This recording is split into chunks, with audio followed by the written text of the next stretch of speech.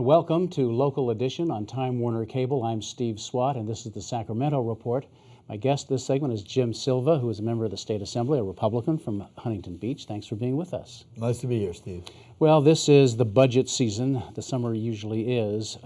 And for the second year in a row, the minority party, the Republicans, really don't have much say in the budget because the budget can now be passed by a simple majority in each house instead of 2/3. So are you feeling irrelevant these days? Well, to a certain point, but they can't raise taxes without 2/3. So they can pass all the budgets they want, but unless they have 2/3 vote, they can't increase taxes. That's why the governor, since he's been in office, has said the only way we can get out of this is through a tax increase.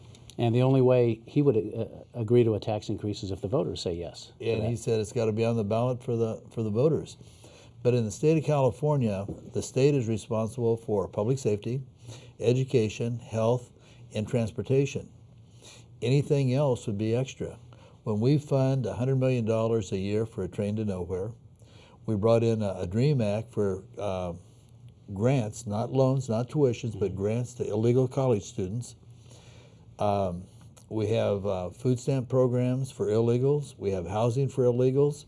That comes before the state wants to fund education or public safety, and that's wrong.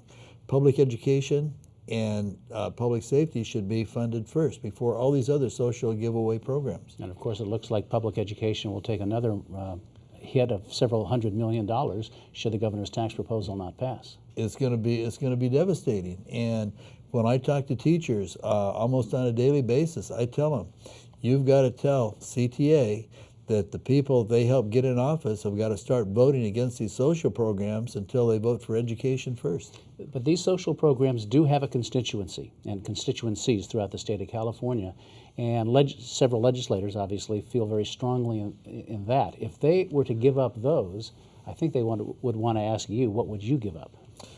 I think it'd be very simple. I feel that people that work should live better than people that don't work. And in my district, when I run for election, the people ask me, what are you going to do for us in Sacramento? And I tell them, I'm not going to raise your taxes.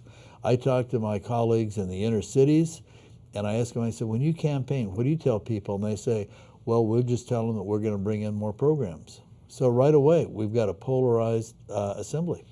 Back in the dot-com boom days, when Gray Davis was governor, he was sitting on a huge surplus.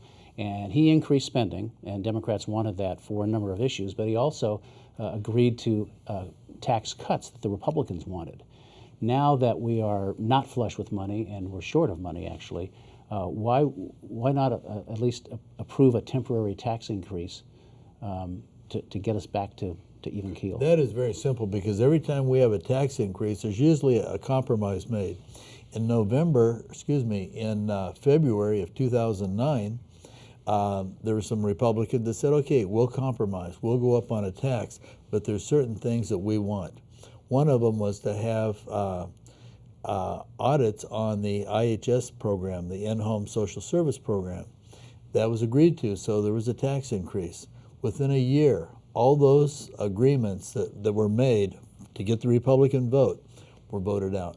So there's no way that Republicans could ever try and deal with the state legislature when within a year, all the things that we gain from going up on a tax are taken away. Only a few seconds left, but at one point there were some Republicans willing to increase revenues if they got comprehensive pension reform.